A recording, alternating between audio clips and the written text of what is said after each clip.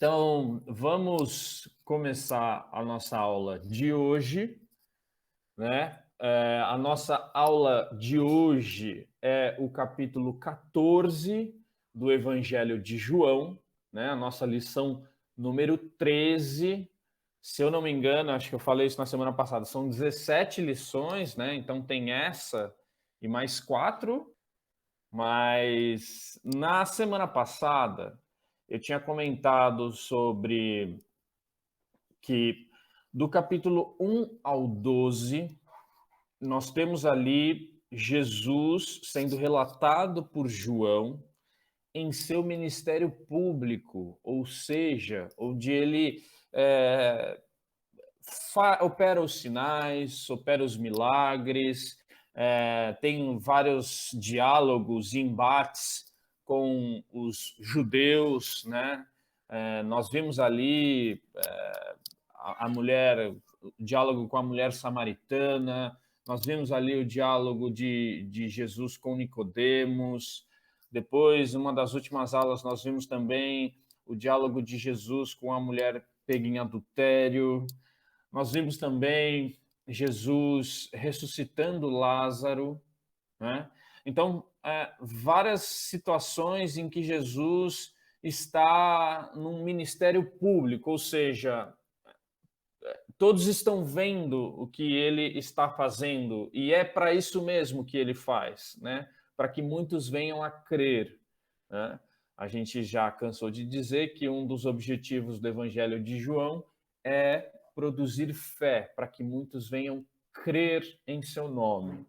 Agora, a partir do capítulo 13, que foi o que nós começamos no domingo passado, esse enfoque ou esse foco do ministério de Jesus público, ele vira um ministério já dos seus dias finais, não é? E, pelo menos aqui na Terra, como homem, e esse foco fica num grupo exclusivo. Qual é esse grupo? Que pergunta bobinha, hein? Fala sério. Qual é esse grupo no qual Jesus está agora se relacionando e conversando e gastando mais tempo, vamos dizer assim, investindo mais tempo? Pode dar pista? Pode, Ruth. Pode, que eu sei que hoje o pessoal está um pouco mais dormindo, assim, um pouco mais... Tem um número, né? Eles eram um grupo que tinha um X número de pessoas. Começa com D, não o 12 número. O número apóstolos. também, tanto o número quanto o nome do grupo. Os 12 apóstolos? Isso. Até a Ruth falou, começa com D, tá certo também, porque depois eles viraram os 12 apóstolos, né? É o grupo ali, então Jesus estava nesse... É isso aí, gente, a resposta é essa.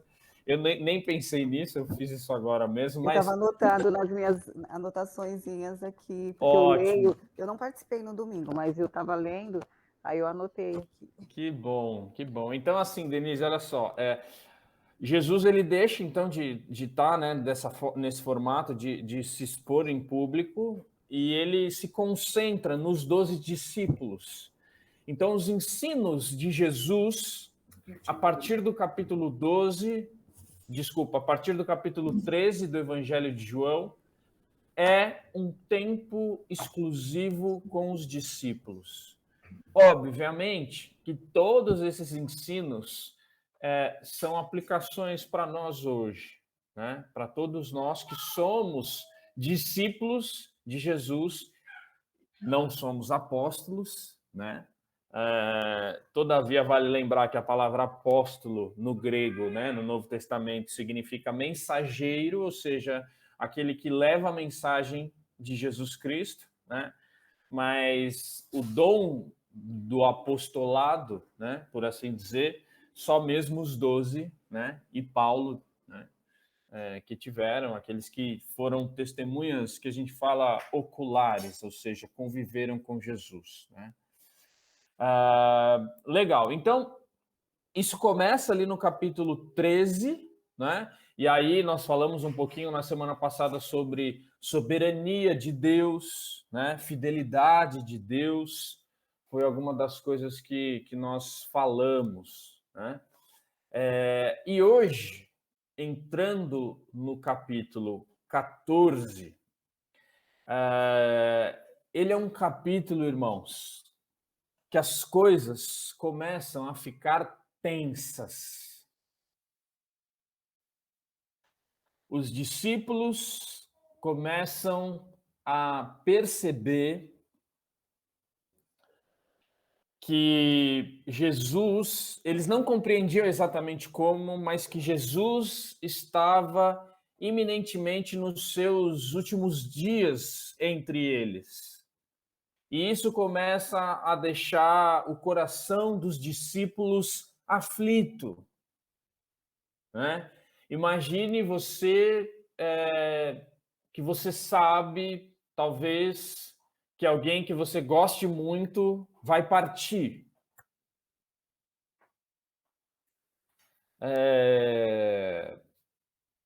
Por qualquer situação, eventualmente hoje, em situações que talvez isso mais seja fácil de acontecer, não é fácil, mas no sentido de uma situação que possa ser fácil de entender o que eu estou querendo dizer.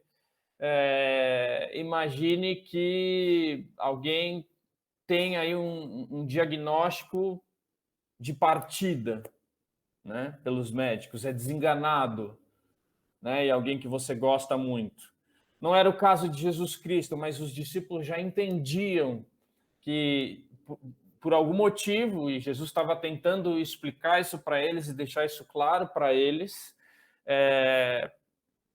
ele estava de partida, né? E aí você imagina o mestre dos mestres, aquele que veio para salvar, está indo embora. E os discípulos ainda não tinham a dimensão da extensão desse plano, né, de salvação de Jesus Cristo, né? Eles já tinham confessado o Senhor Jesus Cristo, já entendiam em parte Jesus Cristo, mas talvez não entendiam que era necessário que isso acontecesse para que a salvação pudesse vir tanto a eles como a nós hoje, né? Então, essa é a situação. Os discípulos se sentiam ali à beira do caos. Agora, deixa eu voltar aqui e compartilhar a tela com vocês, para a gente entrar aqui em uma parte do nosso estudo de hoje. Ótimo. Então, tanto que ele coloca como título da lição Corações Aflitos, né? Então, o versículo-chave que o autor coloca é o versículo 6, que diz: Jesus respondeu, eu sou o caminho, a verdade e a vida. Ninguém vem ao Pai senão por mim. Esse é o versículo-chave que o autor entende. Pelo título da lição, eu já diria que seria o versículo 1, né? Não se perturbe o coração de vocês, creiam em Deus, creiam também em mim. No entanto, esse versículo 6, ele é extremamente conhecido, né?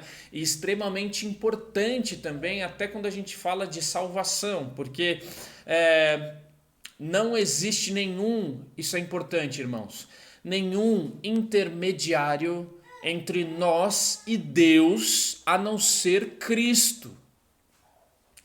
Não adianta nós clamarmos a outros que não seja Jesus Cristo, quando nós queremos algo do Pai ou algo de Deus Pai, né? Jesus é o único caminho.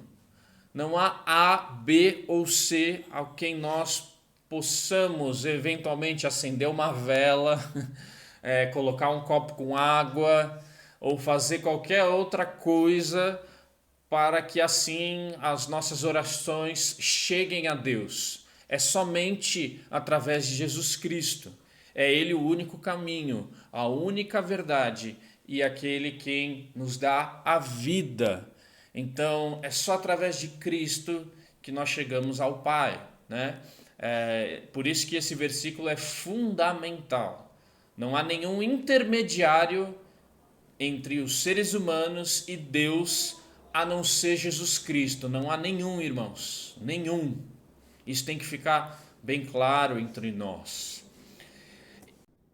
Eu só queria colocar o seguinte, que além de não ter outro caminho, não ter atalhos, né? Não ter desvios, também não há que se usar qualquer recurso, tipo você falou, água no copo, água fora do copo, né? Coisas que tem aí que muito. Oi, peraí, o Gabriel está falando. Ir para o monte. Ah, sim, ir para o monte, descer do monte, visitar Israel. sabe? Botar pano na cabeça, tirar o pano, enfim. Esse tipo de, eu vou chamar aqui de acessório, né? Que pode induzir muita gente a achar que, por conta de tantos pregadores, né? Que tem por aí hoje, que eles associam uma coisa a outra, não tem base bíblica alguma, né? Então, além de Jesus Cristo ser o único caminho, é só ele, sem nenhum tipo de apetrechos, né? Sem nenhum tipo de acessório para poder chegar ao Pai. Então, nós precisamos realmente ter isso muitíssimo assim convicto, né, na nossa mente, para não sermos ganhos aí por alguma conversa mole de pregadores.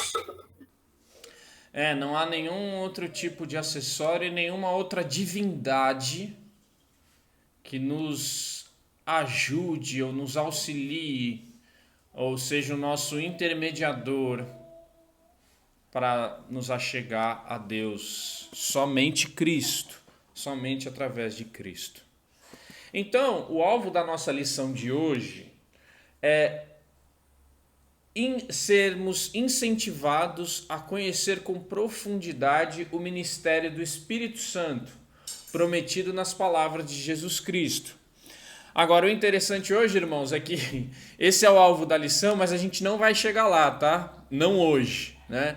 Porque, olha só, os objetivos da lição: entender o significado do ministério do Espírito Santo, sentir-se grato pelos benefícios da ação do Espírito Santo e aprender do Espírito Santo e obedecer a palavra de Deus como prova de amor a Ele. Então, durante todo esse capítulo 14, onde Jesus então está consolando os seus discípulos, encorajando, animando, motivando os discípulos, ele faz uma promessa de enviar o Consolador, o advogado, o ajudador, que é o Espírito Santo, que é aquele que ficaria com eles enquanto Jesus então ascendesse aos céus, subisse para os céus, né? E é o Espírito Santo que hoje nos capacita também, inclusive até mesmo a crer no próprio Senhor, né? E nos capacita na obra do Senhor. É a partir desse capítulo 14 que Jesus então fala dessa forma com os discípulos, né, de deixar o Espírito Santo para eles. Só que para a gente entender o ministério do Espírito Santo, eu quero trazer coisas um pouco mais detalhadas sobre quais são, por exemplo, as funções do Espírito Santo. E aí pode ser uma aula bem legal para a gente pensar junto, né? Mas hoje a gente vai ver alguns dos versículos do capítulo 14 antes dessa promessa de Jesus, na aula de hoje. Então, o capítulo 14 de João demonstra a perturbação por parte dos discípulos ao saberem da iminente partida de Jesus Cristo, assim como revela o maior consolo que eles poderiam receber naquele momento, a saber, o Espírito Santo. O capítulo 14 trata principalmente do encorajamento específico para contrabalancear a partida de Jesus, a deserção de Judas e a predita queda de Pedro. E são a provisão final da casa do Pai, a volta de Cristo para os seus, a perspectiva de fazer coisas maiores, as possibilidades ilimitadas da oração, o dom do Espírito Santo e a provisão da paz de Cristo. Então, o que contrabalanceia essa partida de Jesus, a deserção de Judas e a forma como Jesus encerra ali o capítulo 3, onde fala que Pedro vai negar ele 3 vezes. Então Jesus traz aí e ensina aos seus discípulos tudo isso, que ele vai preparar morada para os seus discípulos, que ele vai voltar para os seus discípulos. Ele fala ainda para os seus discípulos que eles vão fazer coisas maiores do que ele fez, né?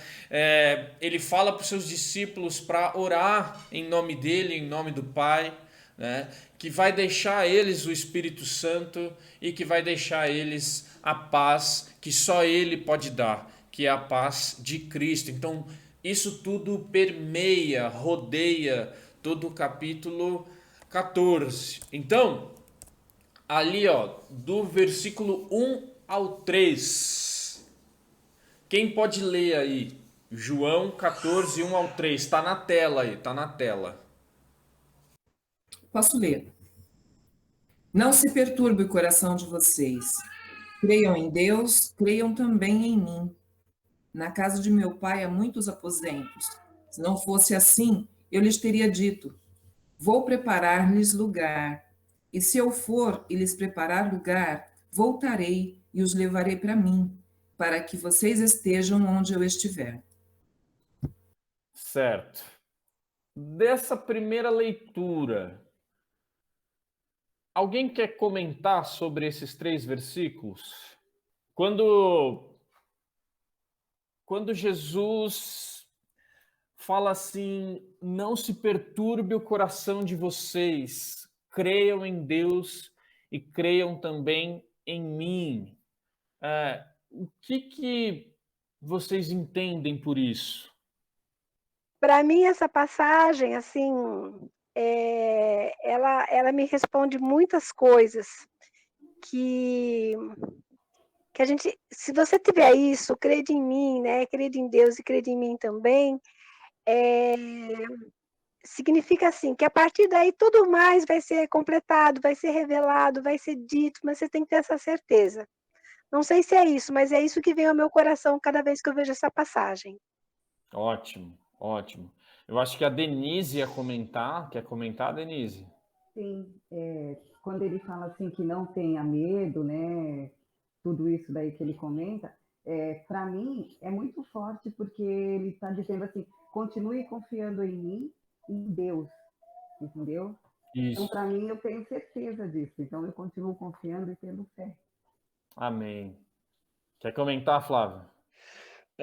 Acho que o Espírito Santo nos consola no nosso coração. Depois, o versículo posterior, que vai ser no próximo domingo, vai falar: o Espírito Santo é o nosso consolador. Ele consola os nossos corações. Certo, certo. Isso vai ser aula posteriores, tá bom? Isso, mas não, ok, mas obrigado, Flávio. Então, olha só, Elaise, Denise, né? Flávio, Célia, Ruth, irmãos. Quando Jesus está falando assim para os discípulos, não se perturbe o vosso coração, crê em Deus e crê também em mim. Ele está mais ou menos querendo dizer, olha, o que está vindo, o que está acontecendo, o que aqui nesse meio de nós vai ser ruim, vai ser tenso, né? Como eu disse no início, Judas traiu Jesus. Eles sabiam que Jesus estava ali próximo do fim da sua vida terrena e não compreendiam exatamente o que isso significava. Ele tinha acabado de falar para Pedro, que era o líder, né, dos discípulos, vamos dizer assim, olha, você vai me negar 3 vezes. Imagina o emocional desses 12 discípulos, naquele clima de tensão, a perseguição dos judeus. Então, quando Jesus fala assim para eles, olha, calma, não fica perturbado, creiam em mim, creiam em Deus e creiam também em mim. Aquilo que eu falo e que eu disse, que eu ensinei para vocês é verdade. Eu sou a verdade. É por isso que ele vai falar, eu sou o caminho, eu sou a verdade, o caminho, e ninguém vem ao Pai senão por mim. Por que isso, irmãos? Porque muitas vezes nas nossas vidas também, quando nós estamos nos momentos mais delicados, nos momentos mais difíceis, nos momentos em que nós não temos certeza do amanhã, nós não temos, e na verdade nós nunca temos certeza do amanhã, né? É que a gente acha que tem, e a gente às vezes acha que tem controle sobre as coisas, né? Mas a verdade é que quando as situações estão mais difíceis de fato de administrar, Deus está falando assim, olha, ei, peraí, calma, eu continuo sendo Deus, creia em mim. Creia também em Cristo, ou seja, creia nas promessas todas que eu deixei para vocês. E ele vai continuar dizendo, olha, eu estou indo lá para o céu e eu estou preparando o lar de vocês.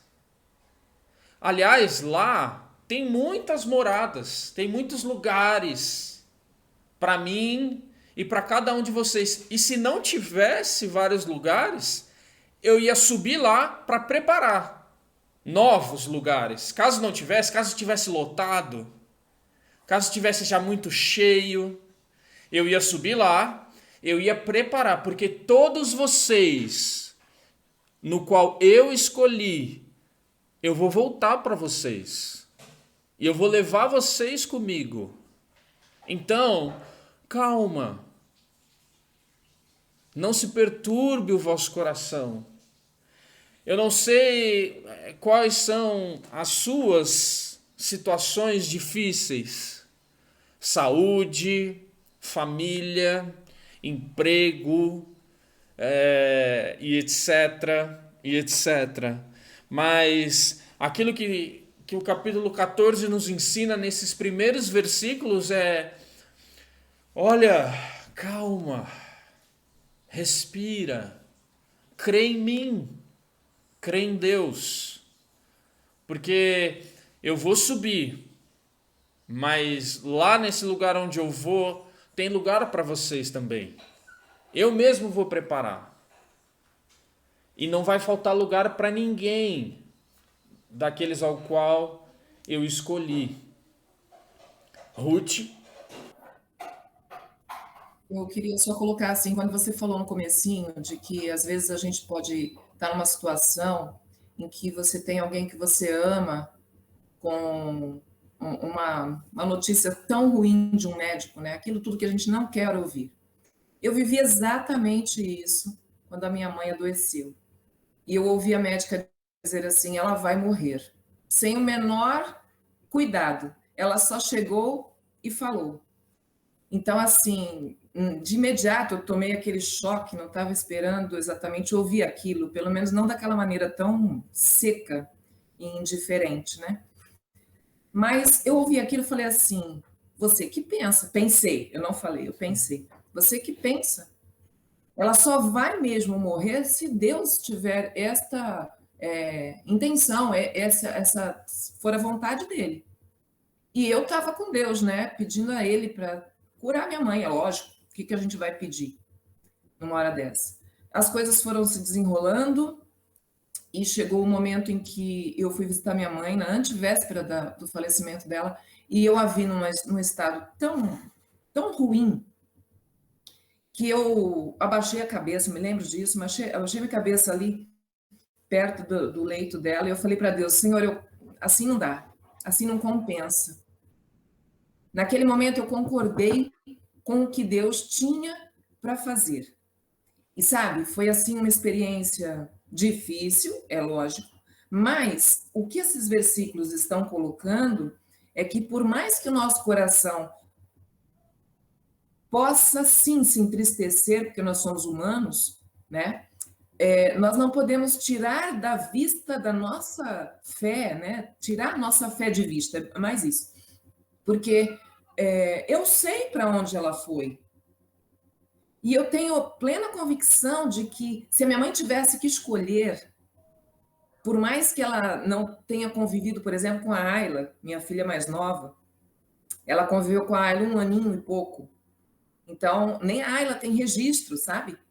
memória disso, mas a minha mãe chorava de ver a foto que estava com ela no hospital, e ela chorava porque ela sabia no seu interior de que ela iria partir.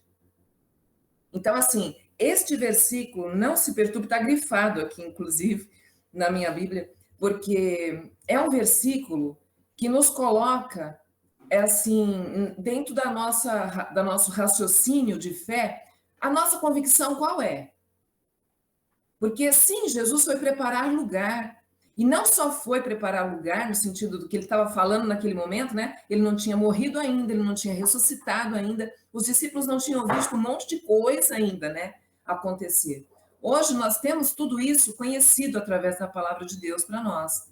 Mas a nossa fé, na hora que você está para perder alguém, né? Quando é você próprio, não tem essa experiência ainda. Mas também, se eu tiver, não vou voltar para contar. Quer dizer, eu acho, não sei. Mas a verdade é que Jesus Cristo está dizendo para que nós sosseguemos, ainda que o coração se entristeça, porque a gente é humano, né? Assim como ele também se entristeceu lá com Lázaro, nós também nos entristecemos. Mas a gente não entra em desespero, né? Eu penso que se não se perturbe, vai mais fundo, sabe? Até. É um coração que não enxerga esperança, né? E não é assim. No nosso caso, de pessoas que fomos escolhidas, em algum versículo aqui mais adiante, Jesus fala, foi eu que escolhi vocês. Nós estamos seguros e nada tira a gente das mãos de Deus, né? Por mais que a gente morra, acaba aqui. Uma coisa que você disse que tem bastante a ver com esses versículos, tudo tem, tudo. Mas o que eu inclusive li, né? E é uma grande verdade, é isso, assim, não perca, é como se ele dissesse assim, olha, não perca a sua fé de vista. É isso aí. Não esqueça, não perca o foco. Não deixa a situação que você está vivendo se sobrepor à sua fé. Porque aí você vai ficar nessa situação. Eu fico imaginando como que Pedro se sentiu, né? Porque aconteceu exatamente o que o mestre tinha falado. Imagina Pedro, se põe no lugar dele. O que eu estou fazendo, né? Com traíra, né? Até Judas, né, Renan? Até Judas teve esse momento. Então, olha só, com base em tudo isso que a gente conversou, né?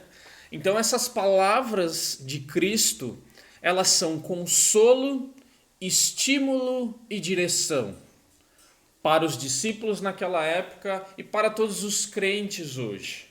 No cenário original do texto, parece que os discípulos de Jesus estavam tristes pela iminência da sua partida, que como eu já disse, eles iam ficar sem o mestre, que tanto ensinava e tanto ajudava cada um deles. Então Jesus ele lança essas palavras de vida para os discípulos e obviamente para todos nós hoje, porque a palavra de Deus é o próprio Senhor Jesus Cristo e ela fala conosco, né? Então, essa primeira parte, né, o consolo de Jesus, né? É como se Cristo dissesse, continuem confiando em Deus, continuem confiando também em mim. E aí, é interessante, né, irmãos, observar que quem ia para a cruz era Cristo, e é Ele que está ali consolando os discípulos, né? Obviamente, porque Ele era totalmente homem, mas era totalmente Deus, então Ele tinha essa capacidade, né? Em um momento de saber que passaria por um extremo sofrimento, Ele ainda assim estava consolando os discípulos e não o contrário, né? Mas é aquilo que a gente falou, o medo, a preocupação estava tomando conta do coração dos discípulos, a angústia, a perturbação, né? Enfim, e aí Jesus então fala, olha, não sintam isso, não fiquem assim, né? Mantenham o foco em Deus, credes também em mim. Então, além de consolar, ele traz essas palavras de estímulo, né? Então, no versículo 2 e 3, ou seja, Jesus já havia se referido à casa do Pai, lá em João 2,16, mas apontando para o templo, falando ali da parte física, né? Aqui, porém, né, quando ele fala na casa de meu pai há muitas moradas, ele não está se referindo a uma questão física, mas sim espiritual. Cristo motivou os discípulos com a esperança da salvação. A única forma de os discípulos desfrutarem da salvação é por meio da morte e da ressurreição. Cristo estimulou o coração dos discípulos fazendo algumas promessas. Promessa de provisão, ou seja, na casa de meu pai há muitas moradas e vou preparar um lugar para vocês. Promessa de retorno, e quando eu for e preparar um lugar, voltarei. E promessa de proximidade, os receberei para mim mesmo, para que onde eu estou, vocês estejam também. Né?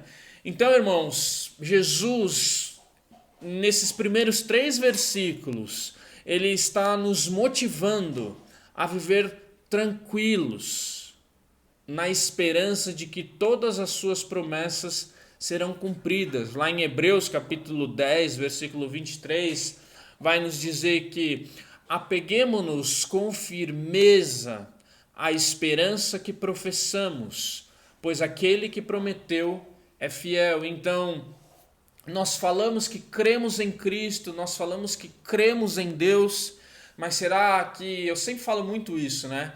Mas será que as nossas reações, as nossas emoções, os nossos sentimentos demonstram um coração e uma mente que testemunha dessas verdades que nós falamos que cremos? É isso que tem para a gente pensar hoje. Apeguemo-nos com firmeza à esperança que professamos. Então ele está falando, olha, vocês professam Cristo? Certo. Então, o que isso muda na sua vida? O que isso muda no seu dia a dia, no seu entendimento, na forma como você age? Pois aquele que prometeu é fiel. Então, diante das piores situações da nossa vida, nós temos que demonstrar que nós somos fiéis a Deus também, e demonstrar para as pessoas a fé que nós professamos, não é? Aí, do versículo 4 a 7, provavelmente nós vamos parar por aqui. Então, Cristo continua com as suas palavras, né? Vocês conhecem o caminho para onde eu vou. Aí Tomé, ele indaga, né? Senhor, não sabemos para onde vais. Como então podemos saber o caminho? Respondeu Jesus, eu sou o caminho, a verdade e a vida. Ninguém vem ao Pai a não ser por mim. Se vocês realmente me conhecem, conheceriam também o meu Pai. Já agora vocês o conhecem e o têm visto, né? Então, a ideia aqui era que Jesus, ele iria lá para onde estava Deus, ele iria para os céus, e depois os discípulos iriam junto, porque ele é o caminho, né? Quando ele fala eu sou o caminho, Judas ainda não tem a compreensão exata. Tomé vai falar de Judas um pouquinho mais para frente, não o Iscariotes, um outro Judas. Mas aqui falando de Tomé. E o verso 6 é central e apresenta 3 substantivos que regem a semântica textual: caminho, verdade e vida. Thomas de Kempis, isso aí é a citação da nossa própria revista, né? No seu livro Imitação de Cristo diz: não é possível andar fora do caminho, não é possível conhecer fora da verdade, não é possível viver fora da vida. Então é como se Jesus dissesse: eu sou o caminho pelo qual vocês devem andar. Eu sou a verdade a quem vocês devem crer. Eu sou a vida na qual vocês devem pôr a sua esperança. Então, irmãos, esse é o Senhor Jesus Cristo, o único caminho, a única verdade e o único que pode nos dar a vida, que é o versículo 6, né? E aí, quando ele está conversando com Tomé, né, que Tomé fala assim, a gente não sabe para onde você vai, né, não sabemos como chegar lá, não sabemos qual é esse caminho, né? E aí Jesus fala, eu sou o caminho. Para onde eu vou, ou seja, para o céu, só pode ir para o céu através de mim mesmo, né?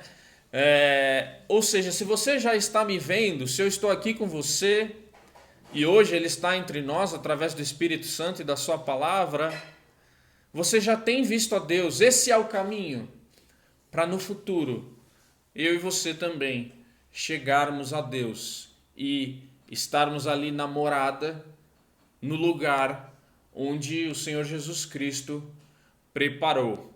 E aí depois tem uma outra indagação, né? No caso de Filipe.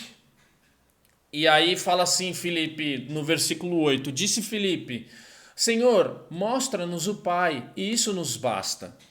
Filipe, provavelmente, irmãos, ele estava querendo uma teofania, assim como Moisés, no Antigo Testamento, pediu a Deus, né? Teofania era como se Deus aparecesse em algum formato, seja através de Cristo, seja através, por exemplo, da sarça ardente, lembram disso?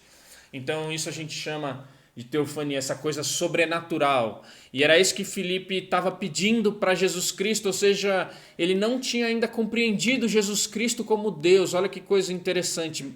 Já haviam se passado aqueles 3 anos de ministério de Jesus. E aí ele fala, Senhor, mostra-nos o Pai, isso nos basta. E Jesus responde, você não me conhece, Filipe, mesmo depois de eu ter estado com vocês durante tanto tempo, ou seja, o Pai que você quer ver está aqui, eu sou Deus. Você está vendo o Pai quando você vê a mim. Quem me vê, vê o Pai. Como você pode dizer, mostra-nos o Pai? E o versículo 10, você não crê que eu estou no Pai e que o Pai está em mim? As palavras que eu lhes digo não são apenas minhas, pelo contrário, o Pai que vive em mim está realizando a sua obra. Creiam em mim quando digo que eu estou no Pai e que o Pai está em mim. Ou pelo menos, creiam por causa das mesmas obras. Então, é quase até que não uma indignação de Cristo, mas ele fala assim, Filipe, você não percebeu ainda que eu sou o Pai? Sabe, irmãos, quando muitas vezes a gente fala assim, Deus, me dá um sinal, né? Fala comigo, me mostra assim de uma forma diferente, só que a gente não abre a Bíblia. Só que a gente, às vezes, de fato, tem preguiça de ler a Bíblia, de orar, e a gente fica esperando um trovão, sei lá, um vulto passando, uma luz piscando sem você clicar no interruptor, né, na tomada ali, sabe, alguma coisa assim, e você, olha, Deus se mostra para mim, e Deus está totalmente aqui na palavra dele, e muitas vezes a gente ignora isso. Mas só então para a gente terminar a parte de hoje. Então, na sequência, vemos que outro discípulo se manifestou, Filipe. Filipe pediu um tipo de visão a Deus, assim como Moisés havia pedido no passado, lá em Êxodo. Mas isso nunca seria possível, como o próprio João já havia ensinado no capítulo 1, versículo 18, que eu vou ler aqui para vocês. Capítulo 1, versículo 18 diz assim, ninguém jamais viu a Deus, mas o Deus unigênito, que está junto ao Pai, o tornou conhecido. O tornou conhecido como? Através de Jesus. Ninguém antes tinha visto Deus, né? Moisés pediu isso a Deus, mas ele não viu Deus face a face. Agora Deus então se revela para os homens através de Jesus Cristo. A questão é que Jesus tinha acabado de falar sobre o assunto em resposta a Tomé. Jesus respondeu apontando a ignorância de Filipe e a visão do Pai. Conhecer o Filho significa conhecer o Pai. Ver o Filho significa ver o Pai invisível. Não se trata de uma visão palpável ou sensível aos olhos humanos, mas apenas conhecê-lo por meio de sua palavra. Então, para finalizar, O testemunho bíblico, ou seja, a leitura da palavra, é a ferramenta para vermos e conhecermos a Deus. Ela está diante de nós aqui e agora. Temos usado e desfrutado desse benefício maravilhoso? Então, é dessa forma que eu encerro hoje, irmãos, a aula de hoje. Nós trabalhamos João capítulo 14, do versículo 1 ao versículo 11. E basicamente eu queria reforçar aqui com vocês 2 ou talvez 3 coisas. Podem abrir as câmeras aí que a gente vai encerrar, quero ver vocês. Mas a primeira delas é aqueles primeiros 3 versículos, sabe? Não se perturbem, não desanimem, não percam a fé de vocês de vista. Mantenham a fé no Senhor Jesus Cristo. Sejam fiéis, permaneçam, porque Ele é fiel conosco. Se apeguem nas promessas do Senhor. E caso você queira aumentar sua fé e queira ver Deus, e eu acho que todo mundo quer isso, aumentar a sua fé e ver Deus, busque isso na palavra de Deus. Façam as leituras recomendadas, por exemplo, pela revista. Leiam um capítulo e tenham também as suas devocionais ao longo da semana. Busquem ao Senhor através da sua palavra e através da oração, que aí sim Ele vai falar com você, vai aumentar a sua fé, vai se tornar visível, talvez não aos seus olhos humanos, não aos nossos olhos, mas visível no seu entendimento, visível nos seus olhos espirituais. Então, essas são as 2 coisas para a gente trabalhar hoje, 2 coisas rápidas, mas eu espero realmente que vocês gravem isso. Que esse domingo, que é um domingo de celebração, né, para quem tem o papai, e para quem não tem, mas para quem tem a família, né, e pode eventualmente desfrutar dessa comunhão familiar, né, mas que vocês, independente do que está prestes a acontecer, por exemplo, na semana que se inicia, que vocês mantenham a fé em Deus, mantenham a fé em Jesus Cristo, creiam nele. Não esqueçam que Ele nos escolheu e Ele já preparou para nós um lugar muito melhor do que essa terra. Essa terra ela é passageira, ela nos cansa, ela às vezes mina as nossas forças, ela mina os nossos entendimentos, às vezes ela tira a gente de nós mesmos, né? Quando a gente fala, fiquei fora de mim. Mas Jesus preparou um lugar muito melhor para nós. E Ele está lá nos esperando, mas Ele não está lá só esperando a gente. A sequência do capítulo 14 vai dizer que Ele nos deixou o Espírito Santo. E o Espírito Santo habita em mim, habita em você, e Ele vai produzir em nós. À medida que nós o busquemos, através da palavra de Deus, Ele vai produzir em nós essa fé, essa motivação, esse ânimo, essa força para continuar vivendo as nossas vidas nessa terra, até que um dia a gente, de fato, possa estar nesse lugar melhor, nesse plano perfeito de Deus, e possa viver com Ele eternamente, onde não vai ter nem choro, nem violência, nem angústia, nem ansiedade, nem preocupação, onde nós vamos poder glorificar Ele eternamente e saber que Ele fez tudo perfeito, mesmo sem a gente entender. Tá bom, irmãos? Então, mantenham a fé e busquem ao Senhor na palavra de Deus. Ruth? Eu sempre falando, né, gente? Mas fazer o quê? Eu só queria salientar uma coisa que você falou agora no finalzinho, de que às vezes a gente está pedindo sinal, né? Sinais. E a gente tomar cuidado, porque nós já estudamos sobre tantos outros, né? Que pediam a Jesus que fizesse sinais. E depois que ele fizesse, então eles passariam a crer. Então, que nós não nos igualemos àqueles. Nós não precisamos que Jesus Cristo nos dê mais sinais do que ele já deu, né? Então, acho que para nós, a nossa fé tem que estar sendo firmada mais a fundo, né? Não naquilo que a vista vê, mas naquilo que a gente vai aprendendo, conhecendo, vai tendo a iluminação do Espírito Santo, e é o que o Renan acabou de dizer mesmo, é a palavra de Deus que nos mostra o que o Senhor Jesus Cristo fez e faz até hoje. Nós não precisamos depender de qualquer sinal para crer hoje, né? E o que nós vimos em João até aqui é uma coletânea de sinais que tem o objetivo de nos fazer crer. Então, nós já temos essa informação, nós já temos a Cristo também. Então, nós temos que cuidar disso, né? Para nós crescermos, não ficarmos que nem criancinhas pedindo evidências de que Ele é Deus, né? De que Ele cuida e guarda cada um de nós. É isso. Amém. É isso. Então, no próximo domingo, nós vamos entender um pouco melhor sobre o Espírito Santo, como ele age em nós, como ele atua em nós e aquilo que ele nos prometeu, aquilo que Jesus nos prometeu e as funções do Espírito Santo, tá bom? Que Deus abençoe os irmãos, Deus abençoe a família de cada um.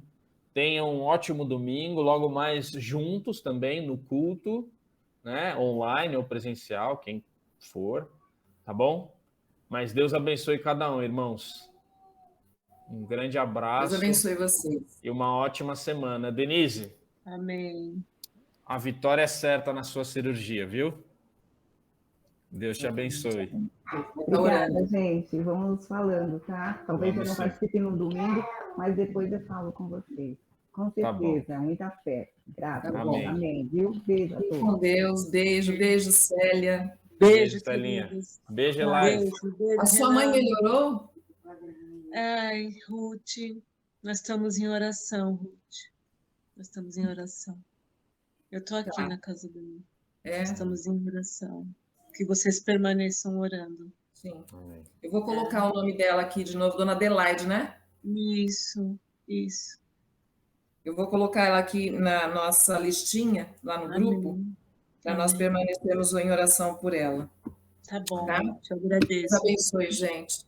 Um lindo dia dos pais para todos, para você, Renan, papai novinho, para todos os pais, um dia abençoado para vocês, viu? Amém. Muita Obrigado. saúde, muita Ótimo dia dos saúde. pais para pais e filhos, filhas. Isso. Amém. Beijo, boa semana. beijo. Beijo, gente. Amém. Tchau, tchau. Tchau, tchau. Tchau.